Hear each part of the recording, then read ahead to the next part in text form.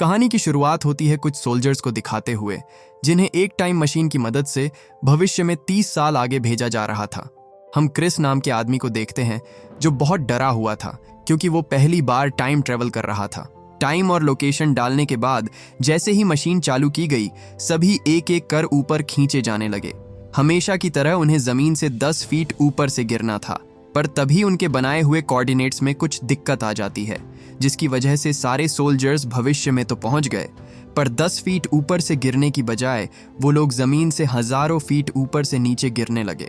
ज्यादातर सोल्जर्स इस time jump को सरवाइव नहीं कर पाते, और जो बचे भी उन्हें इतनी चोट आई थी कि उनमें से कई बस कुछ ही पलों में दम तोड़ देते हैं। खुशकिस्मती से कुछ सोल्जर्स पानी से भरे एक पूल में गिर गए थे, जिससे उनके शरीर ने इतने बड़े झटके को सह लिया। पर मुसीबत अभी टली नहीं थी। उन्होंने देखा कि पूरा शहर आग में जल रहा था, क्योंकि वो एक ऐसे भविष्य में आ गए थे जहां इंसानों का नामो निशान नहीं था। अब धरती पर एलियंस का कब्जा है जो जिंदा रहने के लिए सिर्फ इंसानों को खाते थे। इसके बाद सीन शिफ्ट होता है और हमें 28 साल पहले का सीन दिखाया जाता है, जब दुनिया में सब कुछ नॉर्मल हुआ करता था। हम यहाँ क्रिस को देखते हैं जो अपनी पसंद की नौकरी के लिए फोन पर किसी को इंटरव्यू दे रहा था, पर जल्द ही उसे बताया गया कि उसे ये नौकरी नहीं मिल सकती क्योंकि उसे प्राइवेट सेक्टर में काम करने का कोई एक्सपीरियंस नहीं है। उन्होंने वो नौकरी किसी और को दे दी थी। क्रिस ये सुनकर गुस्से से पागल हो जाता है और आसपास रखी चीजों को तोड़ने लगता है, क्योंकि उसने इस नौकरी को पाने के लिए बहुत मेहनत की थी। उसका क्रिसमस तो खराब हो गया था, पर वो अपनी बेटी के चेहरे पर मुस्कान बनाए रखने के लिए उसे इसके बारे में नहीं बताता। हालांकि जल्द ही उनकी जिंदगी ऐसा रुख लेने वाली थी जिसके बारे में उन्होंने अपने बुरे से बुरे सपने में भी नहीं सोचा होगा। वो सब टीवी पर फुटबॉल मैच देख रहे थे और उनकी टीम को जीतने के लिए बस एक गोल की जरूरत थी। पर जैसे ही वो प्लेयर गोल करने के लिए गोल पोस्ट की ओर बढ़ता है, अचानक से उनका टीवी फ्लिकर करने लगा। मैदान के बीचों बीच एक तेज रोशनी से कुछ लोग निकलकर बाहर आते हैं जो उनकी दुनिया के नहीं थे। एक लड़की लाइव टीवी पर अनाउंसमेंट करती है कि हम भविष्य से आए हैं, फ्यूचर में एक जंग छिड़ी है और हम उस लड़ाई को हार रहे हैं। उसने बताया कि अगले 12 महीनों में धरती से इंसानों का नामो निशान मिट जाएगा और इसे रोकने के लिए हमें आप लोगों की मदद चाहिए। इस खबर ने पूरी दुनिया में हड़कंप मचा दिया। जल्द ही दुनिया भर की सरकारें एक हो गईं और उन्होंने मिलकर एक मिलिट्री फैसिलिटी बनाई ताकि यहाँ के सोल्जर्स को भविष्य में भेजकर उन एलियंस का सफाया किया जा सके। एक दिन हजारों सैनिकों की टोली भेजी गई। सब उनके जल्दी लौटने की दुआ करते हैं, लेकिन 7 दिन बाद ही उनकी सारी उम्मीदें नाकाम हो गईं, क्योंकि उनमें से सिर्फ मुट्ठी भर सैनिक ही जिंदा लौट पाए। सैनिक इतनी तेजी से मर रहे थे कि जल्द ही सरकारों ने आम नागरिकों को सेना में भर्ती करना शुरू कर दिया, पर इससे भी हालात पर कोई काबू नहीं पाया जा सका। लोग इसके विरोध में सड़कों पर उतर आए और सरकार से मांग करने लगे कि आम लोगों को जबरदस्ती इस लड़ाई में ना भेजा जाए। लोगों का मानना था कि हम ऐसी जंग लड़ ही क्यों रहे थे जो आज से 30 साल बाद होने वाली है। वहीं हम क्रिस को देखते हैं जो स्कूल में बच्चों को साइंस पढ़ा रहा है कि तभी उसके फोन पर एक अलर्ट आता है जिसमें लिखा हुआ था कि उसे जितनी जल्दी हो सके उतनी जल्दी मिलिट्री रिक्रूटमेंट बेस में रिपोर्ट करना होगा। क्रिस अपने सारे डॉक्यूमेंट्स लेकर उनके ऑफिस जाता है। उन्होंने उसे कपड़े उतारने को कहा और उसे चेयर से बांध दिया, जिसके साथ एक मशीन अटैच थी जिससे किसी का भी फ्यूचर देखा जा सकता था। उसमें हाथ डालते ही उन्हें क्रिस की सारी इंफॉर्मेशन मिल जाती है। वो कब पैदा हुआ, उसकी जिंदगी में क्या क्या हुआ और वो कैसे और कब मरेगा, सब कुछ उनकी आंखों के सामने था। एक ऑफिसर उसे बताती है कि आज से ठीक 7 साल बाद तुम्हारी मौत हो जाएगी, पर वो कैसे मरेगा ये उसे नहीं बताया जाता। क्रिस उन्हें खुद से दूर हटने को कहता है, पर तभी उन्होंने उसके हाथ में एक डिवाइस इंस्टॉल कर दिया। क्रिस को बताया जाता है कि ये उसे टाइम ट्रेवल करने में मदद करेगा। ये डिवाइस उसके बायो सिग्नेचर से जुड़ा हुआ है और काम पूरा होने पर ही उतारा जा सकता है। इस बीच अगर उसने मिशन को छोड़ने या डिवाइस के साथ छेड़छाड़ करने की कोशिश की तो उसे जेल भी हो सकती है, और अगर वो ऐसा करने में कामयाब भी हो गया तो फिर उसकी बीवी या उसके घर में से किसी एडल्ट को उसकी जगह लाया जाएगा। उधर हम क्रिस की वाइफ एमी को देखते हैं जो जंग से लौटे हुए सोल्जर्स की काउंसलिंग कर रही थी। एमी उन सब की इस ड्रामा से बाहर निकलने में मदद कर रही थी कि तभी वहां क्रिस आता है और उसके हाथ में वो डिवाइस लगा देखकर वो समझ जाती है कि ये लोग उसे भी जंग पर भेजने वाले हैं। काफी सोचने के बाद एमी ने उसे अपने डैड से मदद लेने को कहा, पर क्रिस अपने डैड से नफरत करता था। वो कहता है उस आदमी से मदद मांगना तो दूर, मैं उससे बात तक नहीं करूंगा। पर एमी के काफी रिक्वेस्ट करने के बाद आखिर में उसे उनके पास जाने के लिए राजी होना ही पड़ा। जेम्स बोला, अच्छा हुआ तुम मेरे पास चले आए, क्योंकि इस डिवाइस को सिर्फ मैं ही निकाल सकता हूँ।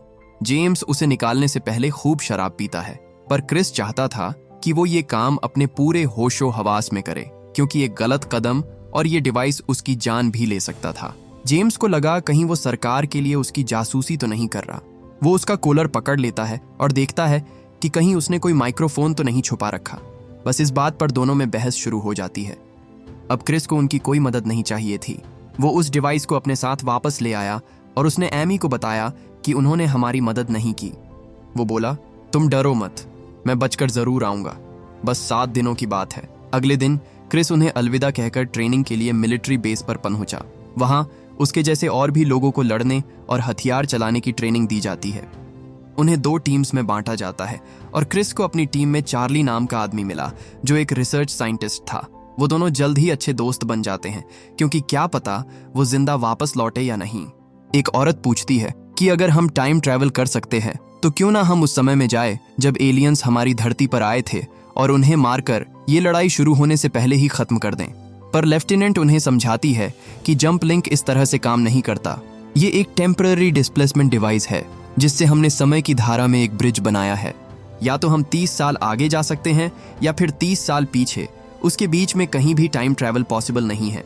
रात में वो सब सोने की तैयारी कर ही रहे थे कि तभी वहां जोर जोर से सायरन बजने लगते हैं। ये एक इमरजेंसी थी, इसलिए सभी को अभी इसी वक्त फ्यूचर में जाना होगा। क्रिस कहता है, लेकिन हमें तो 7 दिन बाद जाना था। यहाँ कईयों को ठीक से गन पकड़नी तक नहीं आती। पर सब उसे इग्नोर करके उन्हें आगे बढ़ते रहने को कहते हैं। सबको एक लाइन में खड़ा किया गया और एक पोर्टल ओपन किया जाता है जो उन्हें फ्यूचर में भेजने वाला था। टाइम और लोकेशन डालने के बाद जैसे ही मशीन चालू की गई, सभी एक एक कर ऊपर खींचे जाने लगे। हमेशा की तरह उन्हें जमीन से 10 फीट ऊपर से गिरना था, पर तभी उनके बनाए हुए कोऑर्डिनेट्स में कुछ दिक्कत आ जाती है, जिसकी वजह से सारे सोल्जर्स भविष्य में तो पहुंच गए, पर 10 फीट ऊपर से गिरने की बजाय वो लोग जमीन से हजारों फीट ऊपर से नीचे गिरने लगे। ज्यादातर सोल्जर्स इस टाइम जंप को सरवाइव नहीं कर पाते। किसी का सर फूट जाता है तो किसी की रीढ़ की हड्डी टूट जाती है, और जो बचे भी उन्हें इतनी चोट आई थी कि उनमें से कई बस कुछ ही पलों में दम तोड़ देते हैं। खुशकिस्मती से कुछ सोल्जर्स पानी से भरे एक पूल में गिर गए थे, जिससे उनके शरीर ने इतने बड़े झटके को सह लिया। अपनी आंखों के सामने का मंजर देखकर उनकी तो एक बार के लिए रूह कांप गई। पूरा शहर जल रहा था और हर तरफ बस एलियंस ही नजर आ रहे थे, जो नीचे गिरे सोल्जर्स को नोच नोच कर खा जाते हैं। उन्हें नहीं पता था कि आगे क्या करना है, पर तभी क्रिस को किसी की आवाज सुनाई देती है। कर्नल उन्हें बताती है कि व्हाइट स्पाइक्स ने पूरे शहर पर ही कब्जा कर लिया है, इसलिए हमें इस जगह को उड़ाना होगा। पर उससे पहले वो चाहती थी कि वो अपने मिशन को पूरा करे। उन्हें उनकी रिसर्च टीम को रेस्क्यू करना था, जो उनके सामने वाली बिल्डिंग में फंसी हुई है। क्रिस के पास मिलिट्री का एक्सपीरियंस था, इसीलिए वो उन लोगों को लीड करता है और वो सब आगे बढ़ने लगते हैं। वो उस बिल्डिंग में जाते हैं जहां वो रिसर्च टीम थी। उन्हें वहां एक एलियन मिला जो मर चुका था। उसके भयानक पंजे को देखकर कईयों के पसीने छूट जाते हैं, पर उनमें से एक आदमी निशानी के तौर पर उसे अपने पास रख लेता है। आखिर में उन्हें रिसर्च टीम मिल गई, पर अफसोस उनमें से कोई जिंदा नहीं बचा था। कर्नल उन्हें बताती है कि अगर उन्होंने लाश छोड़ी है तो वो वापस आते ही होंगे। तुम्हें जितनी जल्दी हो सके उतनी जल्दी से वहां से निकलना होगा। इसके बाद क्रिस जल्दी से बायोमेडिकल फ्रीजर के पास गया और वहां से उसने कुछ केमिकल्स उठा लिए जो उन एलियंस को खत्म करने के लिए जरूरी थे। उधर कुछ फाइटर जेट्स शहर पर बॉम्ब गिराने के लिए उड़ान भरते हैं और अगले 3 मिनट में वो वहां मौजूद हर एक चीज को मिट्टी में मिलाने वाले थे। वहीं कर्नल क्रिस को बाहर निकलने के लिए गाइड कर रही थी, पर तभी उनकी दूसरी यूनाइट ने देखा कि कुछ एलियंस उन्हीं की ओर आ रहे हैं, जिसके बाद वो जल्दी से सीढ़ियों से होते हुए नीचे जाने लगते हैं। उन्हें लगा शायद आगे का रास्ता साफ है, पर फिर भी वो अपना एक एक कदम फूक फूक कर आगे रख रहे थे। उन्होंने हर तरफ देखा, पर उन्हें कोई खतरा दिखाई नहीं दिया। पर जैसे ही चार्ली ऊपर की ओर देखता है, उसे छत पर दर्जनों एलियंस दिखाई दिए जो उन पर घात लगाए बैठे थे। इससे पहले वो कुछ समझ पाते, उन एलियंस ने उन पर हमला कर दिया और एक एक को बेरहमी से मार डाला। बचे हुए लोग उस पर लगातार फायरिंग करते हैं, पर उस एलियन की चमड़ी लोहे की ढाल से भी ज्यादा मजबूत थी। ऊपर से वो अपने टेंटिकल्स से धारदार स्पाइक्स भी छोड़ते थे, जिससे उनसे लड़ना और मुश्किल हो गया। वो दौड़कर गेट बंद कर देते हैं, पर वो एलियन सब कुछ तोड़ते हुए बहुत तेजी से उनकी ओर बढ़ने लगता है। क्रिस ने उस पर जमकर फायरिंग की, पर जल्दी ही उसकी सारी गोलियां खत्म हो जाती हैं। कुछ और ना पाकर उसने पास में रखी हुई कुल्हाड़ी उठाई और उस एलियन पर चला दी, पर अफसोस यहां भी उसका निशाना चूक जाता है। अब इससे पहले वो एलियन उसे कच्चा चबा जाता, एक सोल्जर अपनी जान की परवाह किए बिना बीच में कूद पड़ा और उसे बचा लिया। उधर वो एलियंस आवाज देकर सबको एक साथ इकट्ठा होने को कहते हैं। एक ने शोर मचाया तो बाकी सब भी चिल्लाने लगे, जिससे उनकी आवाज कई किलोमीटर दूर बैठे एलियंस भी सुन लेते हैं और सब तेजी से उन्हीं की ओर बढ़ने लगते हैं। कर्नल कहती है कि रेस्क्यू टीम बस पहुंचने ही वाली है, पर तब तक तुम लाल धुएं वाले इलाकों से दूर ही रहना। लेकिन वो सब इतने डरे हुए थे कि उसके इंस्ट्रक्शंस ठीक से सुन नहीं पाते और गलती से उसी ओर जाने लगते हैं। मिलिट्री ट्रक्स को अपनी ओर आता देख सभी चैन की सांस लेते हैं, पर उनकी ये खुशी ज्यादा देर नहीं टिकती, क्योंकि उन एलियंस ने एक ही झटके में रेस्क्यू टीम को तबाह कर दिया और उनकी आंखों के सामने सबको मारकर खा गए। क्रिस उन पर लगातार फायरिंग करता है, पर उनकी तादाद इतनी ज्यादा थी कि अगर जल्द ही मदद नहीं भेजी जाती तो उनका भी वही हाल होता जो रेस्क्यू टीम का हुआ था। सभी दौड़कर सेफ जोन की ओर जाने लगते हैं, पर तभी भागते भागते उनमें से एक सोल्जर नीचे गिर गया और उसका पैर टूट गया। क्रिस उसे इस हालत में छोड़कर भागना नहीं चाहता था, पर उन एलियंस को अपनी ओर आता देख वो आदमी उन्हें जाने को कहता है। वो पीछे रुककर उन एलियंस से अपनी आखिरी सांस तक लड़ता है, पर तभी एक एक्सप्लोजन हुआ जिसने उन सभी एलियंस का सफाया कर दिया। जब क्रिस को होश आया तो उसने देखा कि अभी भी उसका मिशन खत्म होने में 6 दिन बचे हुए थे। वो काफी निराश हो जाता है, पर तभी उसने डोरियन को देखा जो अपने साथियों की लाशों के पास बैठकर उनकी मौत का शोक मना रहा था। वो बात कर ही रहे थे कि तभी कुछ लोग क्रिस को बताते हैं कि कर्नल आपसे मिलना चाहती है। क्रिस जब उससे मिला उसे ये चेहरा कुछ जाना पहचाना लगा और तभी खुलासा होता है कि कर्नल फॉरेस्टर कोई और नहीं बल्कि उसकी बेटी जेन थी, जो अब बड़ी हो चुकी है। इसके बाद वो उन्हें उन एलियंस के बायोस्ट्रक्चर के बारे में बताती है। अब तक जिनसे वो लड़े वो सारे मेल वाइट स्पाइक्स थे, जिन्हें मारने के लिए उन्होंने जहर बना लिया था, पर वो जहर सब पर असर नहीं करता था, खासकर मादा वाइट स्पाइक्स पर। उसे मारने के लिए उन्हें सबसे पहले उसे पकड़ना होगा। इसके बाद जेन अपनी यूनिट के साथ मादा स्पाइक्स के घोंसले पर जाती है। रास्ते में क्रिस देखता है कि वो एलियंस धरती पर मौजूद हर एक जिंदा चीज को खा रहे थे। वो कहता है, जब उन्होंने मेरे हाथ में ये डिवाइस लगाया तो मुझे बताया गया था कि मैं 7 साल में मर जाऊंगा। क्रिस जानना चाहता था कि उसके मरने से पहले क्या हुआ था, पर वो बोली, डैड, उस बारे में बात ना ही करे तो बेहतर होगा। जल्द ही वो उन एलियंस के घोंसले तक पहुंच जाते हैं जहां कुछ सोल्जर्स पहले से ही उस मादा को पकड़ने की कोशिश कर रहे थे। जेन ने क्रिस को ऊपर ही रुकने को कहा और खुद उनकी मदद के लिए नीचे चली गई। जब मादा को लगा कि अब वो नहीं बच पाएगी तो वो वहां से भागने की कोशिश करती है, पर दूसरी तरफ से आग लगा दी गई, जिससे उसके भागने का रास्ता पूरी तरह बंद हो गया। मादा खुद को खतरे में पाकर मदद के लिए आवाज लगाती है, जिसे जंगल में छुपे हुए व्हाइट स्पाइक्स ने सुन लिया और सब दौड़कर उसकी ओर आने लगे। जब क्रिस ने देखा कि सब इसी ओर आ रहे हैं तो वो जल्दी से नीचे गया ताकि सबको खतरे के बारे में बता सके, पर वहां तो अलग ही लड़ाई चल रही थी। व्हाइट स्पाइक जेन को लगभग मारने ही वाली थी कि तभी क्रिस बीच में कूद पड़ा और उसकी जान बचा ली। वो मादा को पिंजरे में डालकर उसे वहां से ले जाते हैं, पर क्रिस और जेन वहीं फंस गए थे। एक हेलीकॉप्टर उनकी ओर आने की कोशिश करता है, पर उन एलियंस ने उसे उन तक पहुंचने से पहले ही डिस्ट्रॉय कर दिया। वो जल्दी से एक कार में बैठकर वहां से भागने की कोशिश करते हैं। इस बीच उन पर कई जानलेवा हमले भी हुए, पर मादा के जाने से उनका झुंड ज्यादा दूर तक उनका पीछा नहीं करता। जेन कहती है कि मैंने आपको आने से मना किया था, फिर आप वहां क्यों आए? जिस पर क्रिस बोला, और मैं भला क्या करता? वो एलियन मेरी बेटी को खा जाती और मैं खड़ा देखता रहता। इसी बीच उसने फिर से वही बात छेड़ दी जो कुछ देर पहले अधूरी रह गई थी। वो बोला, तुम मुझे बताती क्यों नहीं कि मेरे मरने से पहले क्या हुआ था? तुम मुझसे क्यों नाराज हो? तुम उस टाइम की बात कर रही हो जो मैंने जिया ही नहीं। जिसके बाद जेन उसे बताती है कि आप हमें छोड़कर चले गए थे। जब मैं 12 साल की थी तब आप दोनों अलग हो गए, और जब मैं 14 की हुई तो आपने मुझे भी छोड़ दिया क्योंकि आप अपनी जिंदगी से खुश नहीं थे।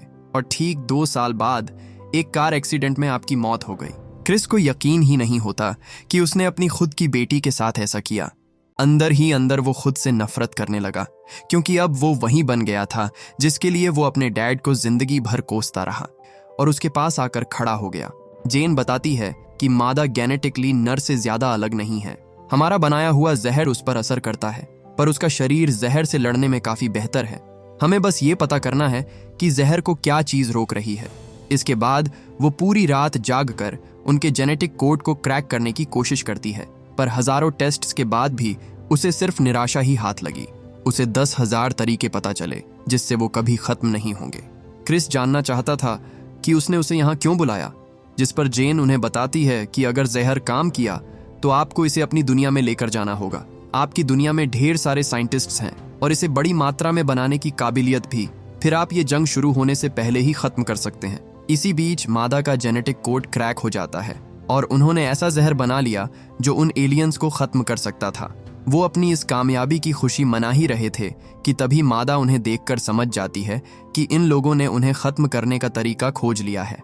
वो चिल्लाकर मदद के गुहार लगाती है, जिसके बाद लाखों एलियंस का झुंड उनकी रिसर्च लैब पर हमला कर देता है और उन्होंने सब कुछ तबाह करना शुरू कर दिया। क्रिस कहता है, हम इसे मार देते हैं, फिर वो नहीं आएंगे, पर उनके पास बस इतना ही जहर था जिसे वो बर्बाद नहीं कर सकती थी। उधर कुछ सोल्जर्स अपनी आखिरी सांस तक टाइम मशीन को प्रोटेक्ट करते रहते हैं, क्योंकि अगर एलियंस ने उसे बर्बाद कर दिया तो क्रिस कभी अपने समय में नहीं लौट पाएगा। उसे वापस जाने में अभी भी 8 मिनट बचे हुए थे, इसलिए जेन उसे हर हाल में प्रोटेक्ट करना चाहती थी। वहीं वो एलियंस उस मादा को आजाद कर देते हैं, जिसके बाद वो सबसे पहले उन्हीं को ढूंढने लगती है। सबसे बचते हुए वो दोनों हेलीकॉप्टर तक पहुंचने की कोशिश कर रहे थे, पर तभी उस मादा ने जेन पर हमला कर दिया, जिससे वो बुरी तरह घायल हो गई।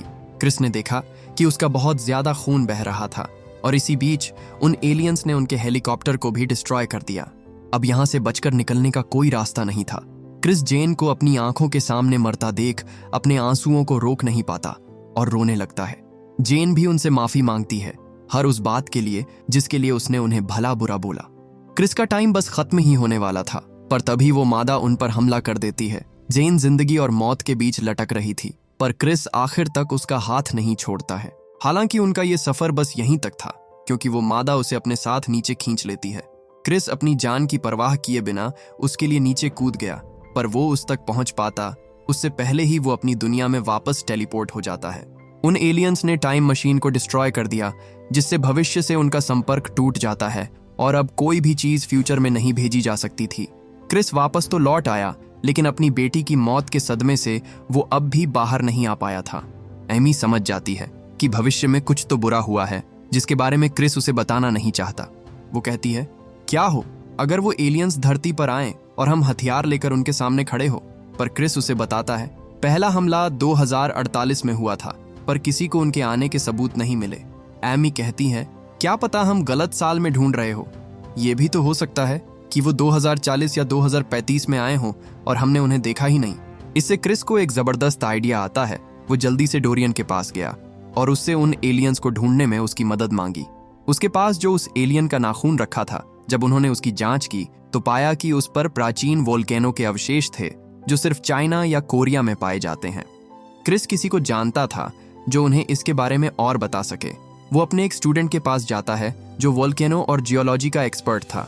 वो उन्हें बताता है कि ये अवशेष अभी के नहीं हैं। धरती पर हजारों साल पहले एक ज्वालामुखी फटा था, जिससे निकलने वाली राख ने पूरी धरती को कवर कर लिया था। वो उन्हें एक ग्लेशियर दिखाता है, जहां साइंटिस्ट्स को बर्फ में उस वोल्केनो की राख के कुछ अवशेष मिले थे।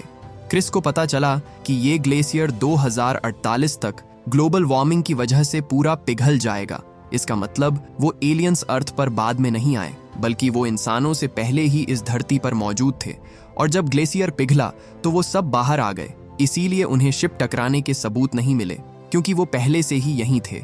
इसके बाद वो मदद के लिए सरकार के पास जाते हैं, पर डिफेंस मिनिस्टर ने उन्हें वहां जाने के लिए प्लेन देने से मना कर दिया।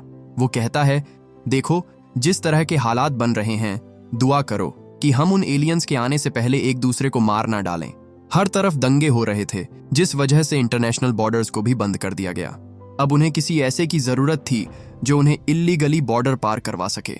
खुशकिस्मती से क्रिस के डैड को जहाज उड़ाना आता था, और इस बार क्रिस उनसे मदद मांगने से पहले एक बार भी नहीं हिचकिचाता। उन्होंने उन एलियंस को खत्म करने के लिए काफी सारा जहर तैयार कर लिया था।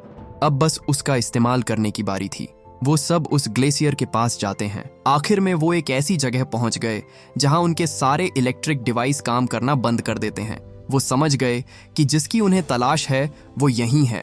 जिसके बाद उन्होंने वहां ढेर सारे एक्सप्लोसिव्स लगाकर एक जोरदार धमाका किया, जिससे बर्फ में कई फीट गहरी दरार बन गई। उसमें से होते हुए वो सब नीचे आते हैं और देखते हैं कि वहां तो एक स्पेसशिप छुपा हुआ था। अंदर उन्हें कुछ एलियंस की डेड बॉडीज मिली जो शायद किसी और प्लेनेट से आए थे। कुछ कदम चलते ही उन्हें वो क्रीचर्स मिले जो आगे चलकर इंसानों का विनाश करने वाले थे। उन्होंने बिना वक्त गवाए उन एलियंस को एक एक कर मारना शुरू कर दिया। जेन का बनाया हुआ जहर बखूबी काम कर रहा था, पर उनके चिल्लाने की आवाज सुनकर मादा अपनी गहरी नींद से जाग जाती है।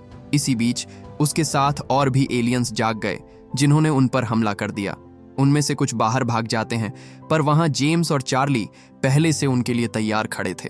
जेम्स उन पर फायर करता है, पर इसी बीच चार्ली की बंदूक ठंड की वजह से जाम हो गई। वो एक चेनसॉ से उन एलियंस के टुकड़े कर देता है। उधर डोरियन ने देखा कि नीचे तो उन क्रीचर्स की पूरी कॉलोनी थी। उन्हें एक एक कर मारना आसान नहीं था, इसलिए वो इस पूरे शिप को उड़ाने की सोचता है। पर तभी वो सारे एलियन बड़ी तादाद में बाहर निकलने लगे, जिसके बाद डोरियन ने खुद को सैक्रिफाइस करते हुए उस बॉम्ब को डेटोनेट कर दिया और एक जोरदार धमाके के साथ वो सारे एलियंस मारे गए। जेम्स ने बताया, उन्होंने सबको खत्म कर दिया है, बस एक बचकर भाग निकला। बदकिस्मती से वो भागा हुआ एलियन मादा थी। अगर वो जिंदा बच गई तो अपनी तादाद फिर से बढ़ा लेगी। इसके बाद उन्होंने उसका काफी दूर तक पीछा किया और आखिर में उसे ढूंढ निकाला। मादा जेम्स को अकेला पाकर उस पर हमला कर देती है, पर उसके हाथ कुछ नहीं लगता क्योंकि जेम्स शिकार फंसाने में माहिर था। वो बर्फीले तूफान में छिपकर उस पर एक के बाद एक कई गोलियां चलाता है, पर जल्द ही उस मादा ने उन्हें ढूंढ लिया। वो जेम्स को मारने ही वाली थी कि तभी क्रिस अपनी स्नो बाइक से उसे जोर की टक्कर मारता है, जिससे वो मादा कई फीट दूर जा गिरी। उन्होंने उस पर लगातार फायरिंग की और उसे धकेलते हुए ग्लेशियर के छोर पर ले गए, जिसके आगे हजारों फीट गहरी खाई थी। वो उसे नीचे फेंकना चाहते थे, पर तभी एक तेज तूफान का झोंका आया और मादा कहीं गायब हो गई। वो दोनों पीठ से पीठ लगाकर चारों तरफ नजर दौड़ाने लगे, पर तेज तूफान के कारण उन्हें कुछ दिखाई नहीं दे रहा था। मादा ने उन पर फिर से अटैक किया और इस बार दोनों को उठकर दूर फेंक दिया। वो क्रिस को अपने स्पाइक्स से घायल कर देती है, पर उसने वही स्पाइक निकालकर उसके मुंह में घुसा दिया, जिससे वो बुरी तरह घायल हो गई। इसी बीच जेम्स उसकी आंख फोड़ देता है। क्रिस ने बिना समय गवाए उसे जहर से इन्फेक्ट कर दिया, जिस कारण उसका एक हाथ तेजी से नष्ट होने लगता है। क्रिस को लगा कि शायद बात बन गई, पर तभी वो मादा अपने उस हाथ को ही नोचकर दूर फेंक देती है, जो देख क्रिस को अपनी आंखों पर यकीन ही नहीं हुआ। मादा उसे कमजोर पाकर उसे मारने ही वाली थी, पर तभी जेम्स अपने खून की महक से उसे अपनी ओर अट्रैक्ट करने लगता है। उसने अपने सारे हथियार फेंक दिए ताकि वो उसके बेटे को छोड़कर उस पर हमला करे। उन आखिरी पलों में जेम्स अपने बेटे से माफी मांगता है कि वो अच्छा बाप नहीं बन पाया, पर क्रिस इस बार पिता को खोना नहीं चाहता था, इसलिए अपनी जान की परवाह किए बिना वो उस एलियन से अकेले लड़ने चला गया। इस बार उसने जहर की पूरी बोतल उसके मुंह में डाल दी और आखिर में उसे एक जोर की लात मारी, जिससे वो एलियन पहाड़ी से नीचे गिर गई। एक चट्टान से टकराकर उसके शरीर के टुकड़े हो जाते हैं और इस तरह उन्होंने उस आखिरी एलियन को भी ठिकाने लगा दिया। उन लोगों ने जो काम किया उसका सारा क्रेडिट सरकार ले लेती है। डिफेंस मिनिस्टर प्रेस को बताता है कि उसने ही अपने बहादुर सैनिकों को भेजकर उन एलियंस को खत्म करवाया, पर क्रिस को इन सब से कोई फर्क नहीं पड़ता था। उसने अपने परिवार से कभी उन 7 दिनों का जिक्र नहीं किया जो उसने जेन के साथ भविष्य में बिताए थे। वो खुश था कि जो भविष्य उसने देखा वो अब कभी नहीं आएगा। और इसी के साथ ये मूवी यहीं खत्म हो जाती है।